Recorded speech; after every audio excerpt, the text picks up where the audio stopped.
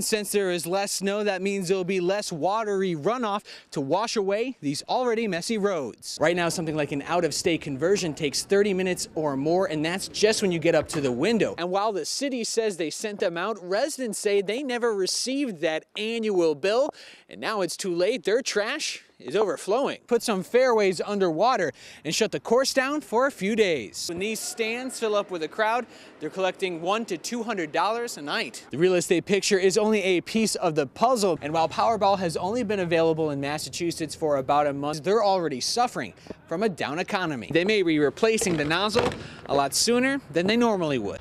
It's that time again.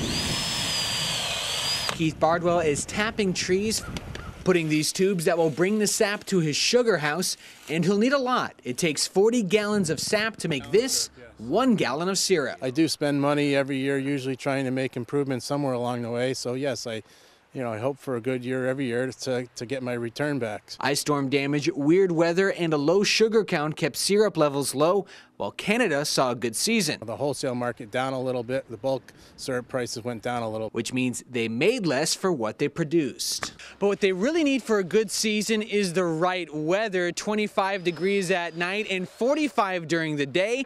That will ensure they have a profitable season. Creates the differential pressure in the tree, which gives us the sap flow the next day. Once it stops freezing at nighttime, the next day the sap won't really run. Which would mean less for local fans. It just tastes a lot better, and it's local. I don't know, it just really tastes really good. I like the real maple syrup. The stuff that you buy in the store doesn't compare to the real maple syrup.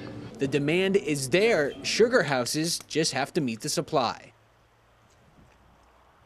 22 News reporter Shane Simolen joins us live from Springfield, where he spoke with one woman who says she saw it all happen. So Lieutenant Norman Charest with the Springfield Police Department says that 2 men were shot, one injured more seriously than the other. However, they are both expected to survive, now both at Bay State Medical Center. They say it happened around 3 a.m. They closed down this street during that time, Lead Street. That's where they say it all began. Right now, police say they believe it happened at a party, some kind of altercation or argument that eventually spilled out onto the street. Police saying a group of men chasing another down Lead Street. They say they then shot him in the stomach area. Police say the shooters then sped off in a vehicle circling around, then firing another round of shots. A second man was shot in each of his arms. Police aren't saying when during the incident that happened. Both the shooters and gunshot victims were described by Charest as young adults. 22 News spoke to one woman who saw the whole thing happen. However, she says she didn't want to have her face appear on camera for fear of retaliation.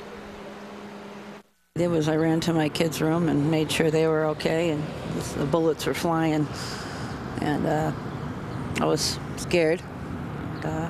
Right away, I knew somebody was in trouble, and that's when I called the police. Police aren't yet releasing any information about possible suspects or who they're looking for. However, they say if you have any information, be sure to call the Springfield Police Department. Live in Springfield, Shane Simolen, 22 News.